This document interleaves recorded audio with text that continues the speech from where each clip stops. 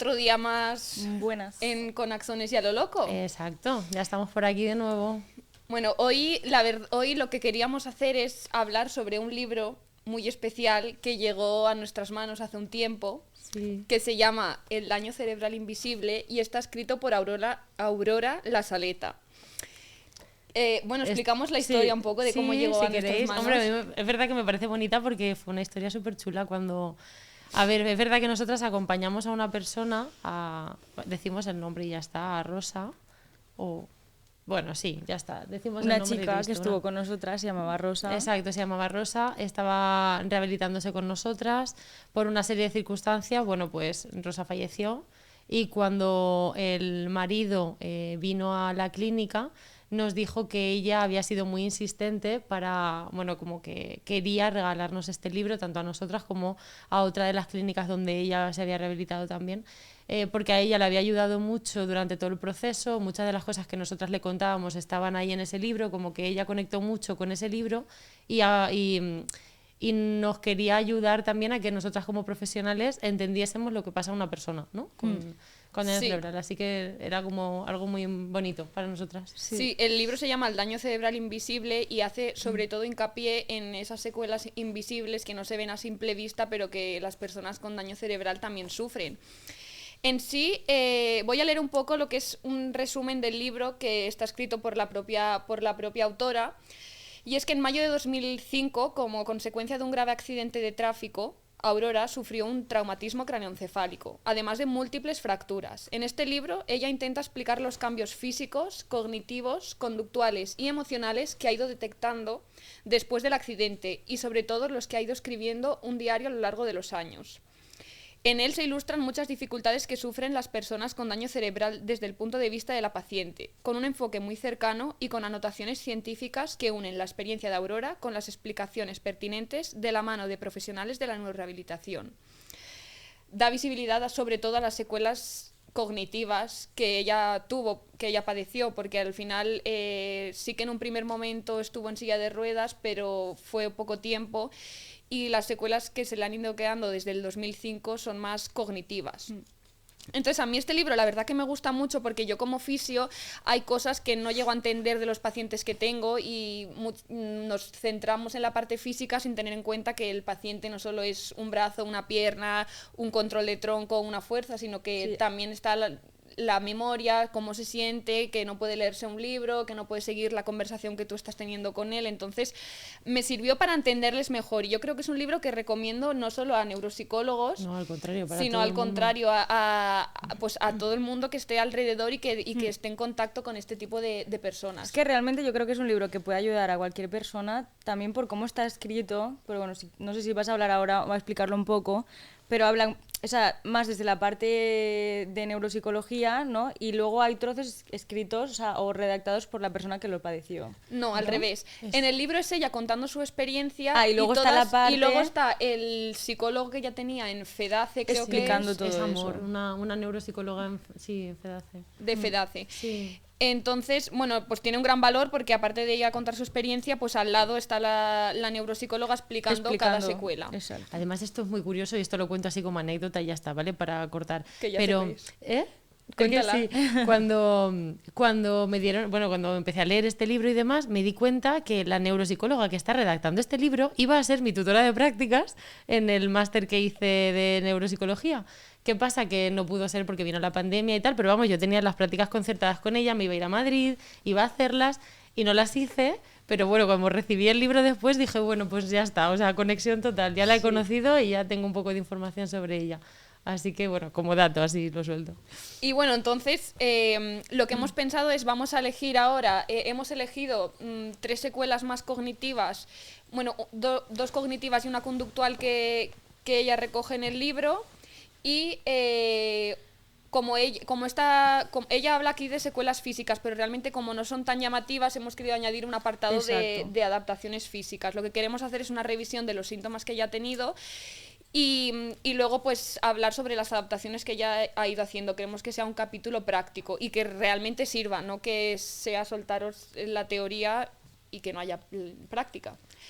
Entonces, ella de la primera secuela de la que habla, que yo creo que es en la que todos los pacientes en mayor o menor medida tienen alteraciones en la atención, que al final es una función transversal que depende, que muchas otras funciones cognitivas van a depender de la atención, que está desde mantenerte despierto, ¿no?, hasta hacer dos cosas al mismo tiempo. Claro. Y claro, ¿en qué se manifiesta? Pues según ella, ¿vale? Ella, esta alteración que tiene en la atención, pues no le permitía ni escuchar música, ni leer libros, ni ver películas en las que los actores hablen muy rápido, practicar cualquier deporte que implique pues tener el foco atencional en muchos estímulos diferentes. Tampoco podía atender a una conversación cuando había más de 2 personas hablando. Cosas pequeñas como jugar con su hijo también le suponían un gran esfuerzo. Y claro, esto realmente es una gran limitación, el querer ver una película o querer desconectar y decir esta tarde voy a ver una serie y ser consciente de que no puedes seguir el hilo de la serie. De hecho, es bastante peculiar, es llamativo, sobre todo los primeros momentos, las primeras semanas tras el daño, porque, claro, evidentemente, si el daño ha sido muy físico y muy evidente y hay lesión que se pueda percibir, el resto de personas enseguida entienden, ¿no? Saben un poco por dónde van. Pero cuando el daño es, bueno, pues me recupero físicamente súper bien. El otro día pasaba en mi familia a una persona que se ha recuperado como muy bien de la parte física, pero él mismo decía... Sí, pero bueno, lo importante va por dentro. Es como que no se tiene tan en cuenta esto. Por ejemplo, cuando hay problemas recién, ¿no?, de un daño cerebral, recién haber sufrido la lesión, el nivel de arousal, por ejemplo, quiero decir, es lo más importante al principio, muchas veces está mermado. La capacidad de prestar atención ya directamente a cualquier estímulo. Pero es que luego lo que tú estabas diciendo, muchas de las tareas que para nosotros pueden ser súper básicas, prestar atención a una conversación, para prestar atención a una conversación necesitamos ser capaces de prestar el foco atencional a una persona, recoger la información que está diciendo a su velocidad, cambiar a otra persona, que esa persona, o sea, como recibir también su información, yo procesar todo lo que está pasando en uno y en ambos lados, y yo en mi mente ser capaz de hilar toda esa información y encima responder y comunicarme yo. O sea, al final parece que es algo muy básico porque todos lo hacemos de manera automática, pero son procesos muy complejos. Es un proceso que si lo desglosas, a lo mejor son 20 tareas al mismo tiempo.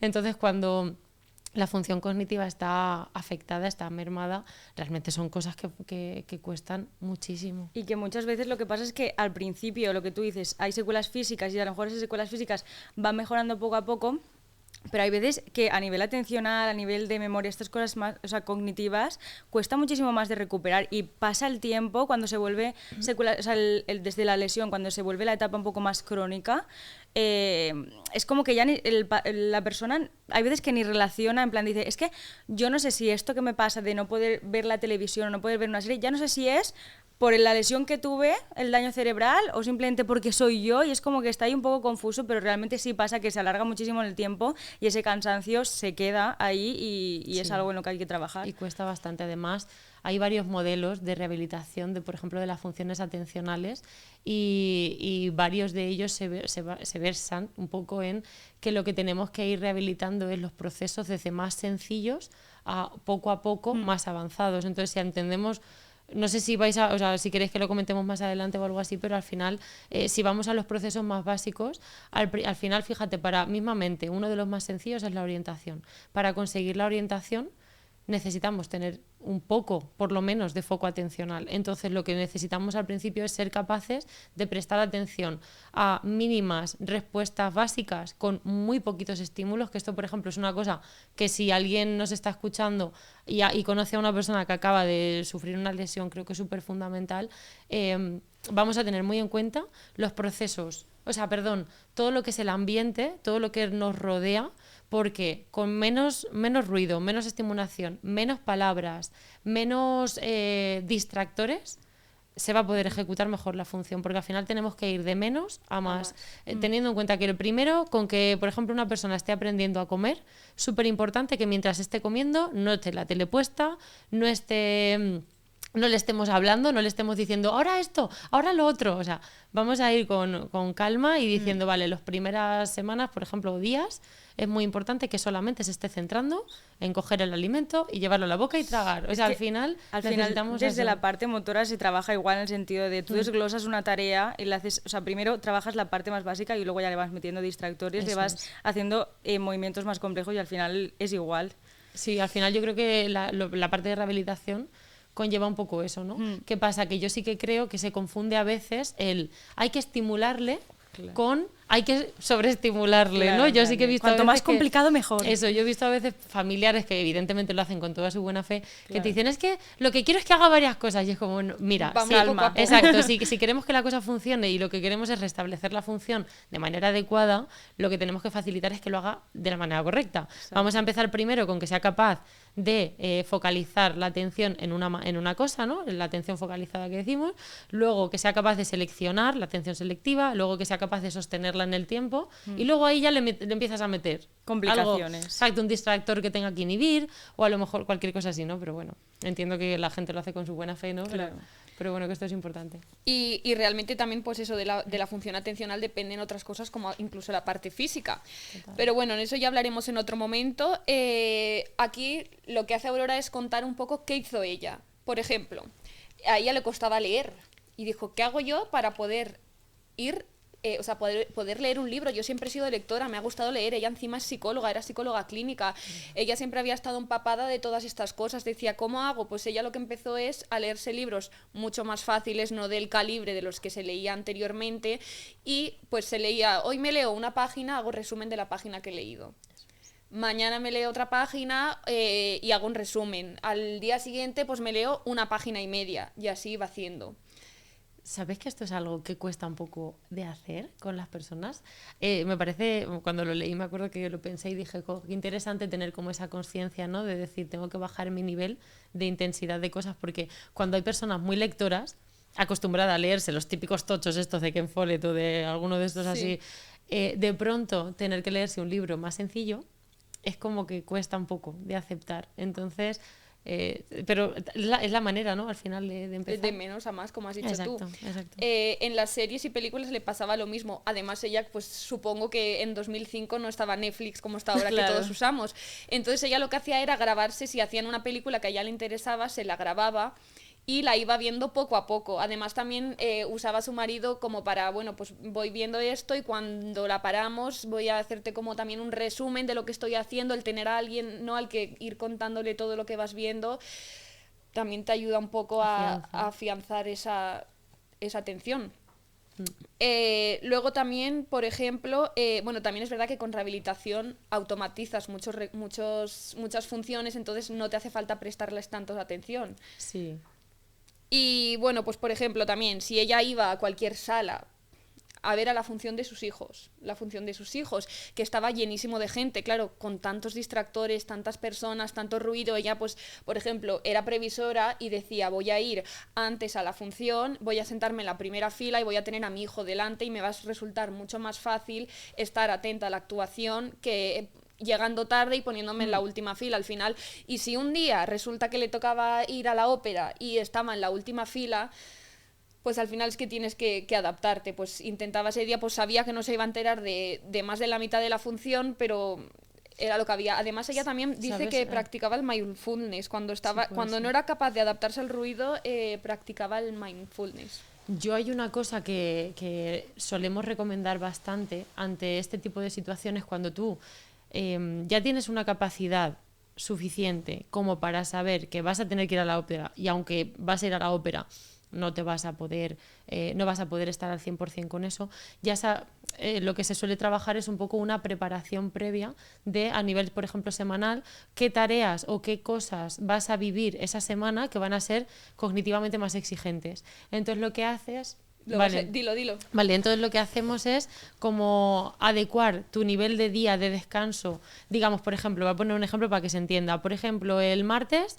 tengo que ir a la ópera. La verdad, o sea, ese ejemplo así como muy, pero vale, tengo que ir a la ópera. Pues entonces lo que hacemos o lo que ayudamos es, vale, pues si va a ser a las 7 de la tarde, que encima es un momento de tu día en el que sueles estar un poco más agotada, lo que hacemos es que durante la mañana intenta no meterte nada de sobrecarga. No te vayas a comprar, no vayas a no sé dónde, no te pongas a limpiar la casa, es decir, no hagas algo que te sobrecargue mucho más. Entonces es una manera de adaptar, digamos, tu rendimiento cognitivo a los momentos que van a tener que ser más exigentes.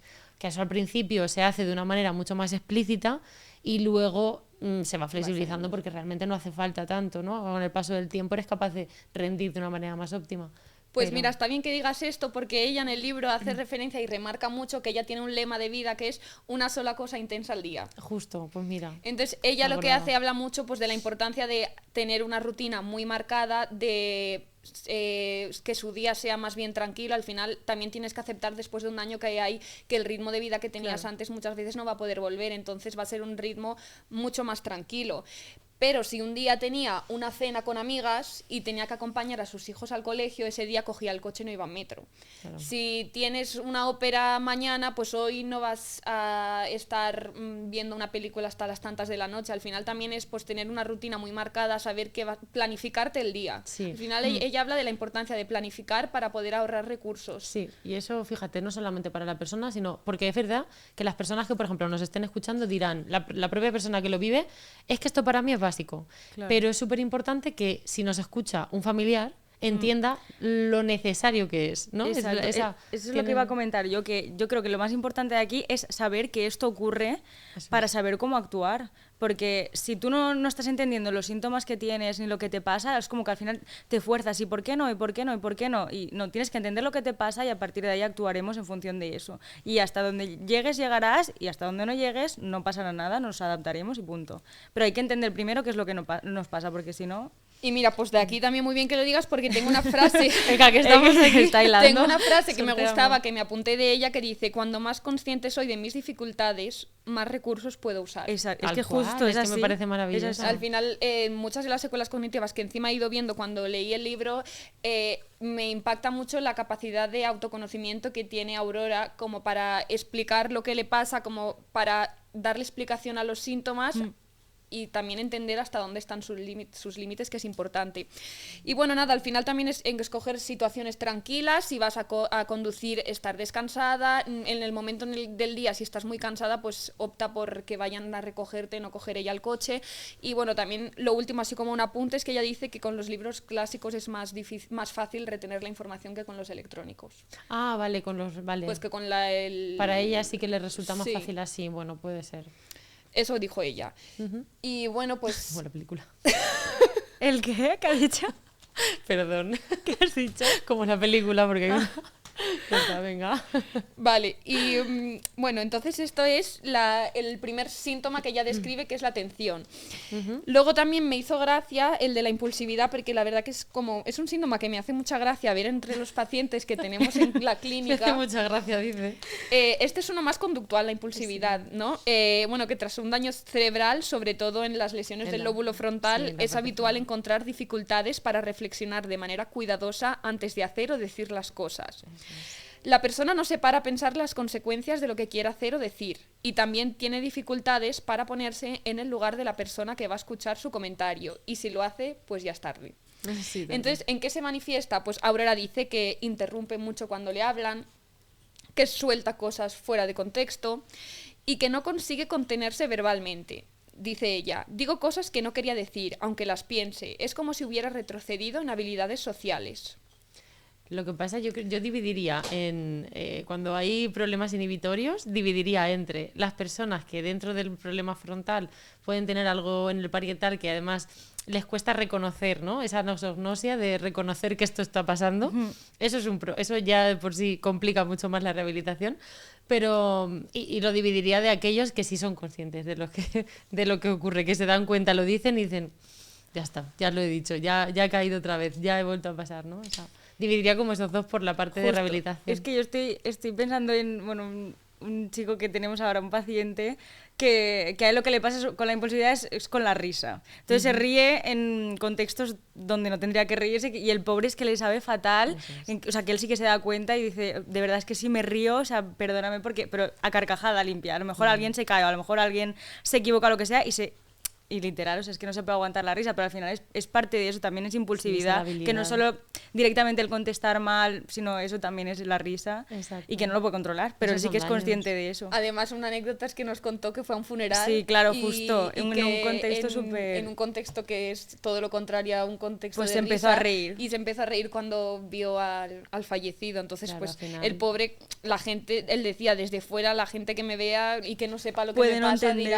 dirá, ¿qué está haciendo? Totalmente, por eso es tan importante también que el público general entienda lo que supone un daño cerebral. Evidentemente no a todo el mundo le pasa esto, porque depende de la zona más o menos, ¿no?, afectada, pero que todos tengamos muy en cuenta y seamos sensibles a que estas cosas pueden pasar y vamos a intentar no juzgar tanto. Claro. Porque bueno, pues al final está pasando por Nunca ese sabes lo que está pasando esa Exacto, persona. Nunca sabes por dónde estamos pasando. Entonces, ella realmente aquí lo único que dice es que al final lo que hay que hacer es explicar lo que te pasa y ayudar a que la gente más cercana a ti te entienda y sea más generosa con el comportamiento que estás teniendo.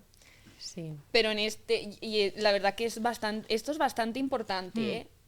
Yo sé que ya por parte de la familia, de las personas más cercanas es complicado. Sí, para nosotros, incluso siendo terapeutas, hay veces que a lo mejor no te ha pillado en el mejor día, te han contestado mal, pero pues al final es parte del daño y ya dices, Bueno, joder, pues ya me ha tienes... sentado un poco mal, Sí. ¿sabes? Pues imagínate si estás todo el día con esa persona. Además que es que justamente encima que nosotros tenemos muchos pacientes de ese tipo, ¿no? Sí. Y entonces pues les da igual decirte, yo justamente ahora que estoy en una Es que época justo de esta acné semana- muy marcada, te dicen literalmente a la cara, ostras, qué cara me llevas, ¿sabes? Sí. O, En plan, ¿qué te pasa? ¿Qué te ha pasado en la cara? qué mala cara haces. Y yo le decía, joder, gracias por llamarme. Ayer le dije, gracias por llamarme fea. Y me dice, hombre, es que si no estás guapa, no estás guapa. Algo así, un comentario así ¿Para me qué te hizo. voy a mentir así ¿Para qué te voy a decir directamente? que estás guapa si no es así? Menos mal que Esa nos lo tomamos esa sinceridad con sin humor. filtros, es sincericidio casi. Total. Sí, casi que sí. Entonces, bueno, pues hace gracia, la Sí. verdad, pero bueno, es algo importante y sobre todo Sí. ellos cuando llegan a ser conscientes de eso, cuando lo sueltan y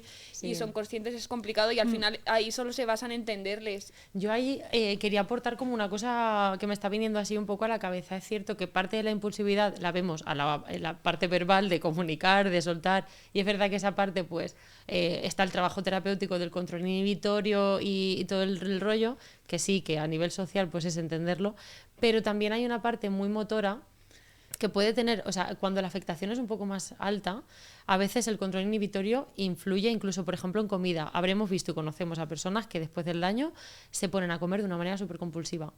Entonces, muchas veces es como están frente a la mesa y familiares te dicen súper nerviosos, es que no sé cómo hacerlo porque yo le digo que no tienes que comerlo, que hay que comerlo despacio, y no me hace caso, y no me hace caso. Cuando el daño le impide realmente hacerlo, una pauta verbal no sirve. En ese momento no está sirviendo. Entonces nosotros tenemos como que enseñar a las familias a que ellos sean un poco los que lleven a cabo ese control motor. Por ejemplo, bueno, motor en concreto, no, ese control de estímulos.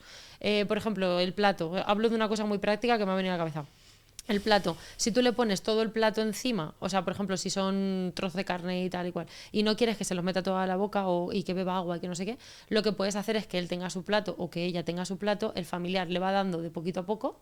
O sea, es como ser nosotros el controlador, irle dando de poco a poco, alejarle el vaso y acercárselo cuando pueda beber. Quiero decir, hacerlo de una manera que nosotros al principio seamos los que monitoricemos eso, porque ellos no pueden monitorizarse en ese momento, cuando hay un daño tan severo, por así decirlo. Porque realmente que te diga más o que te diga menos, pues es molesto, pero es que si se llega a atragantar porque el daño le impide autocontenerse en ese momento, pues es más grave. Justo en la me clínica parece. tenemos un caso de disfagia, Sí. que es disfagia más por ese control inhibitorio de que Justo. no es capaz de controlar bien la comida que está Ingiriendo. ingiriendo, que por realmente problemas que tenga ahora De a glutorios. nivel de glutorios. Pues fíjate, justo el otro día hablaban de eso en un podcast de la Fundación Asise, en el podcast que siempre nombramos, hablaban de disfagia cognitiva, le pusieron, que no es un nombre muy acertado y tal, pero sí Que que no es tenía un que ver término cuando así hay estipulado, problemas, sino que lo han pero llamado. cuando hay problemas de disfagia que no son realmente del aspecto de glutorio, sino Sí. de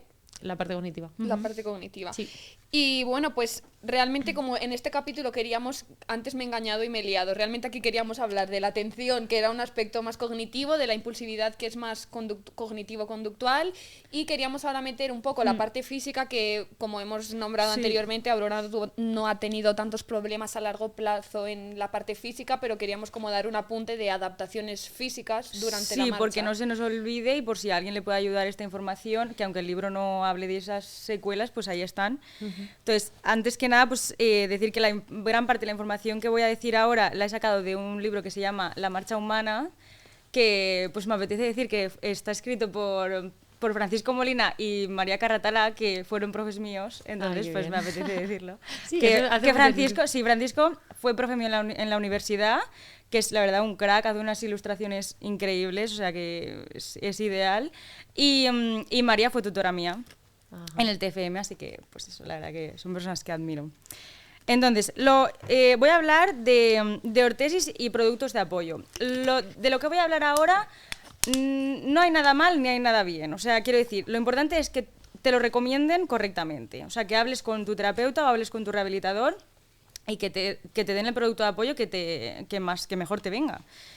Entonces, las ortesis, que realmente, ese es un nombre un poco antiguo, realmente ahora es más correcto llamarles férulas, bueno, por cosas de términos y tal, que no voy a entrar ahora.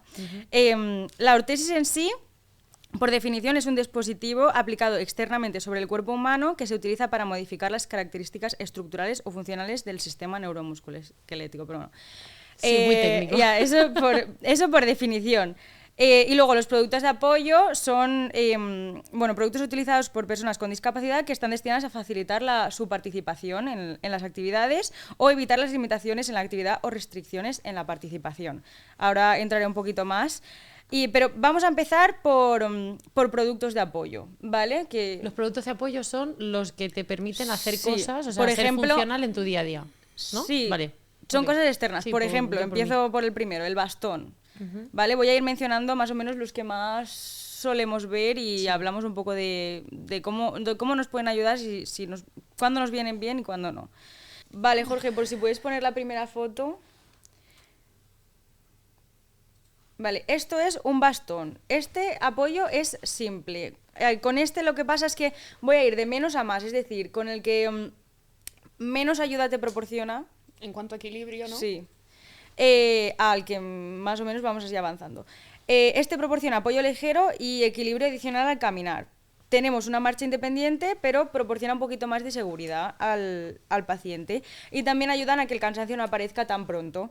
Pero es verdad que no es algo imprescindible. El paciente tiene que poder caminar independiente si quiere llevar esto, porque realmente esto tampoco es que te cargue completamente el peso del cuerpo. Y es importante, supongo que todo el mundo lo sabrá, pero es que se usa en el lado opuesto al afecto. Pues eso no todo el mundo lo sabe, o sea, qué interesante. Pues sí, los productos de apoyo se utilizan en el lado sano. Es decir, una muleta, un bastón, el producto que lleves en el lado sano, el opuesto al afecto. ¿En qué casos hemos visto nosotras que se suelen llevar o que son útiles? Lo hemos visto en casos de Parkinson en etapa temprana. En etapa temprana de enfermedades neurodegenerativas. Sí. O a lo mejor, por ejemplo, siempre hay mucha controversia, que hicimos un post sobre esto, sobre la distribución asimétrica de las cargas, el cargar más el peso en el lado afecto y no en el lado sano y no tanto en el afecto. Por ejemplo, no favorece tanto la distribución del peso en el lado sano porque no es seguro. Claro. Entonces, es bueno para cuando no tienes tantos problemas de equilibrios y de asimetría en el cuerpo, pero sí que necesitas como un ligero apoyo. Entonces, este está bien. Porque encima, si tienes el trípode, sí que cargas más en el lado afecto, pero como no es tan estable, pues no te dejas tanto vencer en el lado sano, y entonces pues está bien para personas, pues eso, fases iniciales de una degenerativa o que proporcionan seguridad o que no tienes tampoco tantos desequilibrios, porque si tienes desequilibrios esto no vale nada. No te ayuda a nada. Al revés, incluso a veces te da un poco de seguridad y hace que el cansancio aparezca más tarde. Okay. Luego ya tenemos algunas variantes, como son los bastones con apoyo de antebrazo, vale, y las muletas, que es una muleta pues tradicional.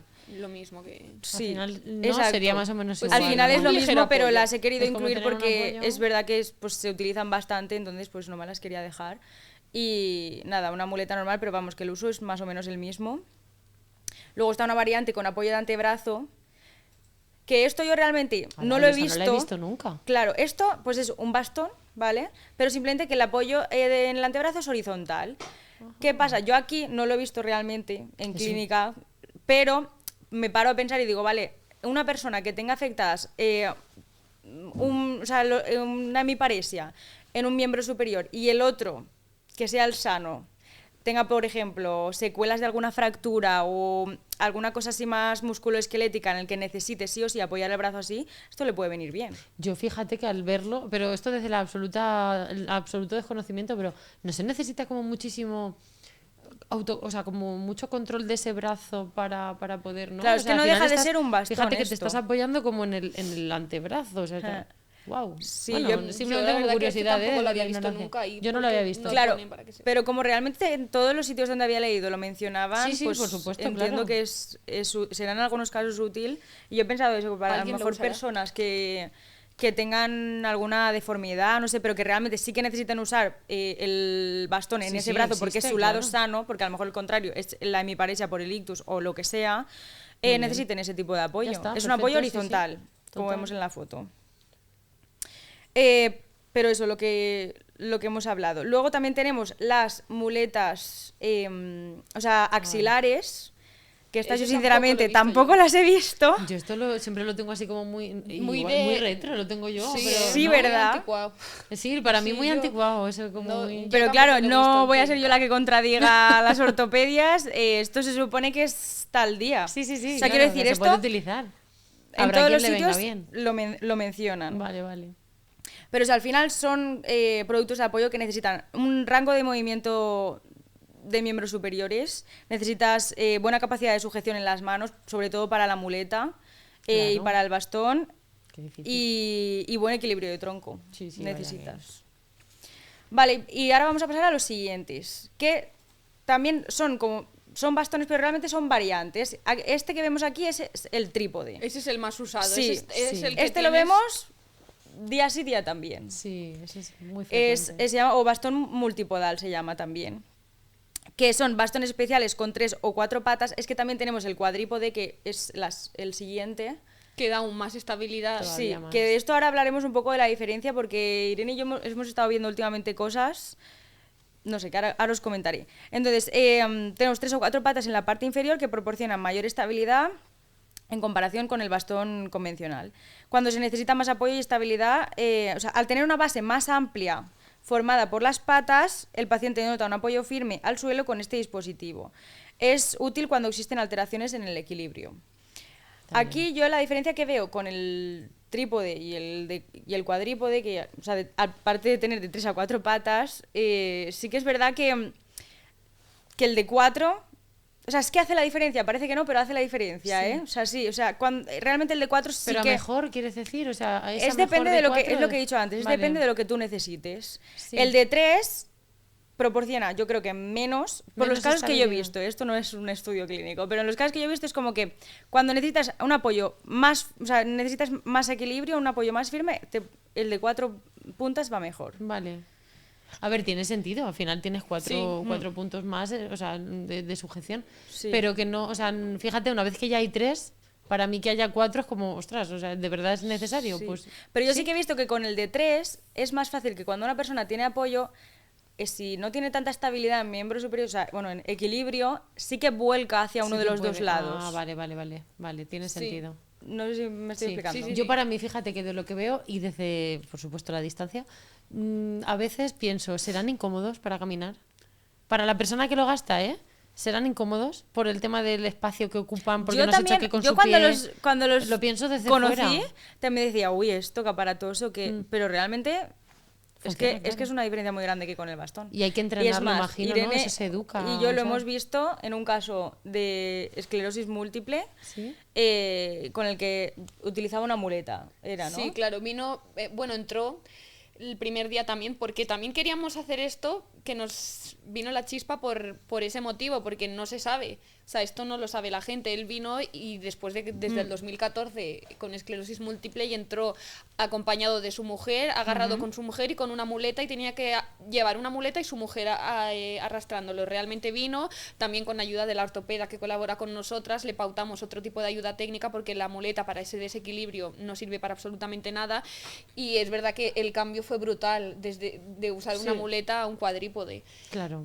Bueno, al Y final es claro, una importante persona que la por gente- eso es la gente conozca sus escoger recursos. también la adaptación adecuada. Hay gente que tampoco tiene tantos problemas y realmente estos cuadrípodes lo único que van a hacer es que cargue más Estorbar. en el lado sano, cuando lo que queremos es que lo distribuya mejor. Es que todo va a depender tanto del ojo clínico, de la persona que sea, de las cómo características. de la progresión. El pautar un tipo de ayuda u otra es diferente, va a depender. Yo de iba a muchas decir cosas. que antes, o sea, mientras estábamos hablando antes, que algún día tenemos que traer aquí a una persona de ortopedia para... Pues, Ojalá nuestra ortopeda viniese, porque Pues la sí, tenemos porque así frita. La tenemos frita, estamos todas las semanas llamándola, que yo Pues digo, madre mía, nos va a estaría decir. fantástico, porque así, oye, Ojalá, pues y además conocemos todo lo que exista es y la lo ponemos mejor. ahí en marcha, porque creo que... Y también es eso, lo que dijimos en el capítulo, en el post que subimos, es que esto va a otorgar, tiene una funcionalidad, que es otorgar equilibrio. Si eso va a hacer que la persona vaya a salir más a la calle y que participe más en sociedad, queremos que lo use. Luego ya en sesiones nosotras nos encargaremos de ver si se puede quitar o no se puede quitar, y de trabajar pues la distribución de cargas, el equilibrio, para que en un futuro pueda dejar de usarlo. Pero en un primer momento, si realmente le va a dar más funcionalidad, oye, mucho mejor que salga a la calle, aunque sea con un bastón, o que se mueva por casa con un bastón, que vaya con silla de ruedas, para que en el momento en el que cargue igual en las dos piernas empiece a andar. Entonces ya consigamos salir a la calle, ¿no? Sí, al es que si final. podemos salir a la calle ya, aunque sea con un trípode, Exacto. pues Lo más salimos a la importante calle es ya. ser funcional, Claro. completamente. No Pues quiero muy ser bien. normal, ¿Quieres ser funcional? Ya todos creo que lo tenemos claro. Y ahora Bueno, es el- y Vale, y ahora ahora pasando al andador, típico. Aquí, esto es un andador normal. Sí, nada, pues también. En estos casos es cuando ya el paciente son sobre todo problemas severos de equilibrio, porque al final en casos de ictus, que es lo que solemos ver, y tenemos una hemiparesia o una hemiplegia, no puedes usar un andador, No, porque no tenemos cómo agarrarnos, no, o sea, no, en esos casos no. Pero, por ejemplo, en ictus cerebelosos, que hay problemas de equilibrio, pues ahí un andador es Claro, ahí un aliado. cuando es un problema primario de equilibrio, que no es por la hemiparesia, tiene que ser un andador, porque en un bastón se claro. desequilibran más. Total. Exacto. Y en fases también más avanzadas de enfermedades neurodegenerativas tampoco es un bastón, es un andador. Exacto. Entonces, bueno, Y yo también tengo una dependerá. pregunta, ¿son mejores los andadores con ruedas o sin ruedas? Claro, eso es lo que iba vale, eso es lo que iba a comentar, porque Yo ahora lo he digo, preguntado como nieta, ni siquiera como neuropsicóloga. es que aquí hay como muchas variantes, porque hay andadores con ruedas, sin ruedas, con asientos, sin asientos. Hay andadores con apoyo, o sea, con apoyo posterior para que casi vayas medio sentado, medio de pie. Es una cosa loca. Pero eso, entonces, ¿es mejor o peor? A ver, se te tiene que adaptar, pero por ejemplo, el otro día la ortopeda con la que hablamos siempre nos dijo que a ella los con ruedas no le gustan. ¿Sabes? Quiero decir, aquí entiendo que también entran opiniones de profesionales. Cuando el problema de equilibrio es leve, con ruedas bien. Cuando apenas tiene problemas de equilibrio es por la edad, pues ya cumples una edad, a lo mejor, yo qué sé, pues tienes 90 años, no estás como antes, los sistemas no funcionan igual, con ruedas no está mal. Cuando los problemas de equilibrio son graves, a mí el de ruedas nada, tampoco ¿no? me gusta. Vale, No. venga, pues así, un poco Y- más resumen. Sí. Y luego ya pasando a lo que eran las ortesis que he mencionado antes, Sí. ¿vale? Voy a, resumir. Bueno, estos son los andadores con ruedas. Sí, no habíamos vale. puesto la foto. Este es el típico que llevan las señoras Sí, ese mayores, es el que... que les hace mucho papel.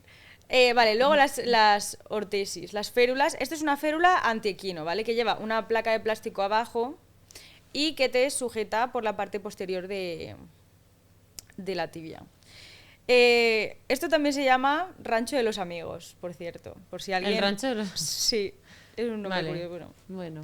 Y esto al final lo que evita es, o sea, lo que pretende es reducir los patrones reflejos patológicos produciendo un patrón de marcha lo más normal posible.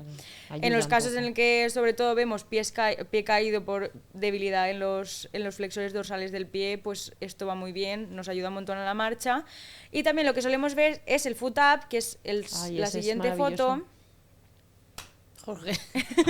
La siguiente foto. Aquí, que esto es un cordón que va atado desde la parte del empeine hasta el tobillo, como vemos aquí. ¿Qué diferencia vemos sobre todo en la clínica con estos dos? El foot up no nos corrige la inversión del pie, es decir, que el pie se nos vaya hacia adentro. Y hay veces que hemos tenido que pasar de un foot up a un rancho de los amigos, que es el de antes, o sea, una férula antiequino, porque durante la marcha el pie no se nos iba hacia abajo, pero sí se nos iba hacia adentro. Entonces, hemos tenido que adaptar. Entonces, por eso la diferencia entre los dos, por si alguien tiene alguna duda de hoy, ¿cuál me puede venir mejor? Habría que analizar ese pie, pero una de las diferencias, sí. Pero bueno, mejor siempre, si da igual entre uno u otro, mejor siempre el foot sí, up, porque además el rancho de los la amigos te fácil. quita sensibilidad en el pie por tener el plástico abajo y porque es mucho más cómodo. Al final esto simplemente Pero una cuerda que te tira del empeine y no te está quitando información de nada, tú estás pisando. Entonces, en el caso de que el pie no se te vaya hacia adentro, esto es muy buena opción. Pero Y a que mí me siempre gusta, va a depender, o sea que al es final muy cómodo. tampoco vamos a decir es esto o es lo otro, porque también No, lo que hemos dicho depende. desde el principio, las ayudas técnicas dependen de la persona, Sí. del contexto, de la evolución y de muchos otros aspectos. Hay Así una que- cosa, mira, fíjate esta semana y ya terminamos, un hombre con Parkinson en estadios todavía iniciales, pero no podía salir a pasear grandes caminatas porque tenía dificultades en el andar. Ha probado el foot up y está caminando por el río de Valencia maravilloso bastante más tiempo, está súper feliz de poder volver a hacer eso que le gustaba tanto. O sea, al final son ayudas técnicas o ¿cómo? Que se productos de apoyo, productos de férulas, apoyo.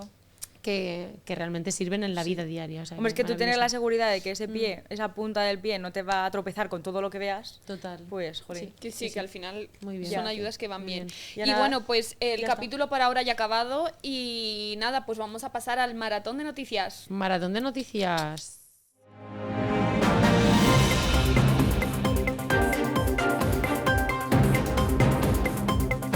Pues realmente lo que voy a comentar no es una noticia como tal. Aunque bueno, realmente es una notición. No, pero... De Asisa, ¿no? No, a ver, Ahí, eso es ahí. Fundación AISE, Sí. de lo que estábamos hablando del podcast que ha comentado Carmena, Yo que lo creo habíamos que he mencionado mal. mezclado a ISE y a SISA y he Que mezclado es ahí una he hecho compañía de Asisa. seguros, no, de Fundación Bueno, ya AISE. está. El otro día estaba escuchando uno de los capítulos del podcast, que era el de volver a conducir tras un TCA. Mira, titular. Volver a conducir tras un TCA, tras un daño cerebral. Esa es una duda que nos encontramos siempre en la clínica y al escuchar este podcast, pues la verdad que me dio como... Dije, ostras, voy a prestarle un montón de atención porque me parece necesario, o sea, ya no interesante, no, es que me parece necesario. Y es que el equipo de Ana Clara, que es terapeuta ocupacional, investigadora y doctoranda de la Universidad de Málaga. Esto fue el año pasado, lo que pasa es que ya me lo he visto un poco tarde. Pero el año pasado estuvieron haciendo un estudio, estuvieron creando un protocolo de evaluación sensible a los procesos cognitivos necesarios para la conducción después de sufrir un ictus. ¿Y por qué me alegra esto tanto? Porque en la clínica nos hemos encontrado 1000 veces en que un paciente nos ha dicho, no, es que he vuelto a conducir. Ah, pero ¿has hablado con el médico? O yo qué sé, Sí, ¿alguien sí, te ha dicho sí, que puedes volver a completamente. conducir? ¿Cómo se evalúa esto? Y la realidad es que no hay un protocolo establecido que te diga, pues al paciente le falla esto y esto y esto y esto y tienes que trabajar esto en la clínica para que pueda volver a conducir. Pero me parece súper necesario. Es O sea, me maravilloso. parece que tendría que estar ya estipulado y la verdad que estaban muy contentas porque han recibido mucha ayuda y la DGT sobre todo estaba súper interesada en Hombre, ese, es que es en ese importante. estudio.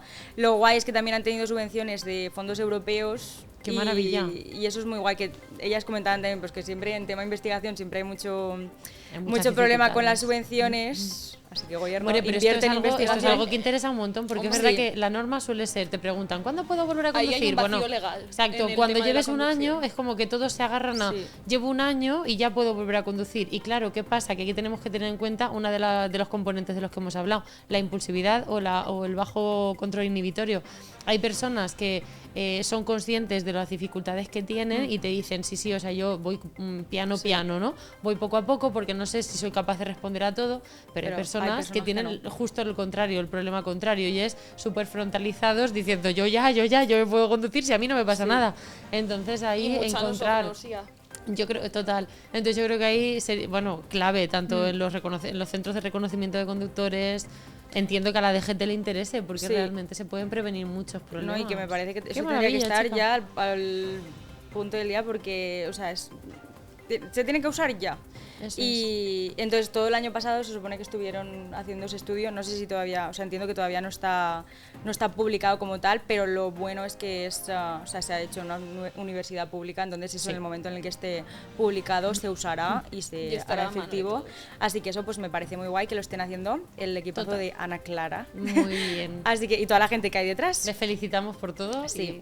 Y muy estupendo. Así que nada, chicos, pues nos vemos Pues bueno, en el próximo ya acabado. capítulo. Muy bien.